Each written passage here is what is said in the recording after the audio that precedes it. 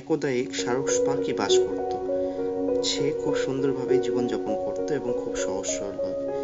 সে কিছু দুষ্ট বক পাখিদের সাথে মেলামেশা করলো। এর জন্য তার মা তাকে দুষ্ট বক পাখিদের সাথে মেলামেশা করতে মানা করলো। কিন্তু বাচ্চা সারস পাখিটি সে কথাটি না শুনে সে দুষ্ট বক পাখিদের সাথে মেলামেশা করলো।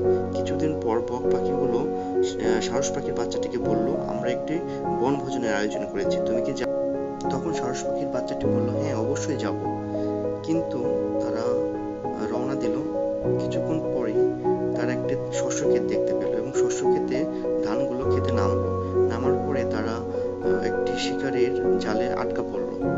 তখন শিকারী বলল, তোমরা অনেক ক্ষতি করেছো আমার, আমি তোমাদের আজ উপযুক্ত শাস্তি দেব। তখন সারস পাখিটি বলল, আমি আপনার কোনো ক্ষতি করিনি, বক পাখিরা আপনার ধান নষ্ট করেছে। কিন্তু তার কোনো কথাই শুনলো না। কৃষক বলল যে, তুমি বক পাখিদের সাথে এসেছো মানে সমান অপরাধ করেছো, তোমারও একই শাস্তি। তখন শার্ক পাখির বাচ্চাটি অনেক অনুতপ্ত করলো এবং মনে করলো যে সে যদি মার কথা তখনই শুনতো তাহলে তাকে আর এই পরিস্থিতির শিকার হতে হতো না।